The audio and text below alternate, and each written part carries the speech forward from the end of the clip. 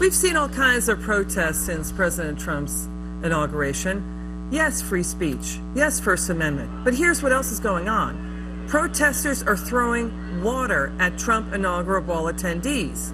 There's a video right there. They're attacking people. One woman even had her coat slashed with razor blades as she was attending an inaugural event.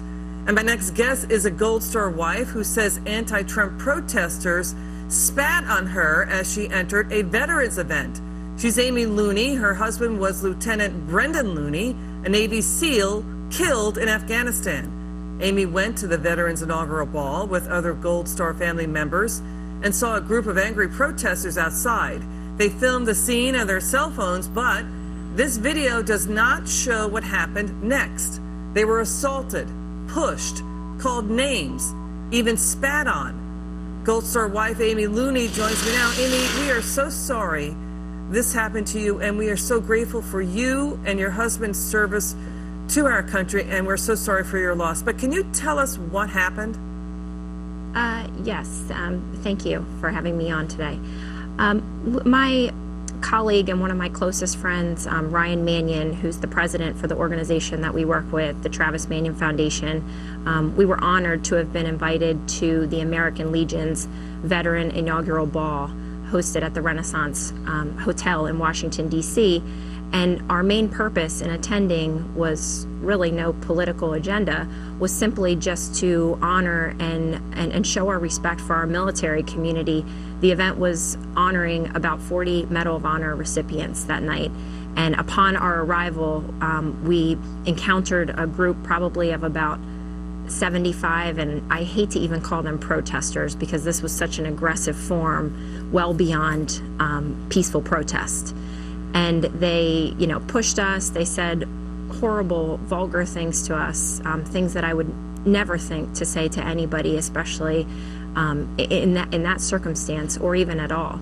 And to just, feel that way after our brother and my husband have, put service before self and put their life on the line each and every day through their service and ultimately paid the ultimate sacrifice. Very disturbing. Amy, who spat on you? What did that person look like? Were they wearing a black hood? There were a couple people with black masks. I think in a moment like that where you're very scared and you're panicked and you just want to remain as safe as possible, we just pushed through to try to get into the event because, our takeaway on the situation was really defined us being more empowered to continue doing the work that we are doing at the Travis Mannion Foundation. Our job and our mission is to empower our nation's veterans and families of the fallen to develop character in our next future generations. So it was pretty ironic to be caught in this scenario where the work that we're doing is to ultimately better, bring our communities together versus create such a negative divide. Are the police going to do anything about it? Did you report it to the police? We were a one-off segment. We were late to the event because many of the road closures. So the police did a fantastic job from what our takeaway was on the situation, and we know that they were in some of the areas. I think we just got segmented off due to some of the ways that we had to walk away from the Uber in order to get to the hotel. Now I want to get to this. A book was written about your husband and his best friend Travis Mannion and the bond that they had, even after both were killed fighting for our country. You're the director of the Travis Mannion Foundation. Can you tell the viewer what the foundation does?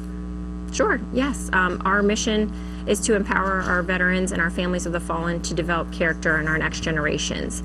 And we're, utilizing veterans and families of the fallen to demonstrate and show how much these individuals are assets within their own community. They're bringing communities together. They're demonstrating and talking to high school students and youth leadership groups about character, leadership, service, integrity, and really embracing Travis's mantra of if not me, then who?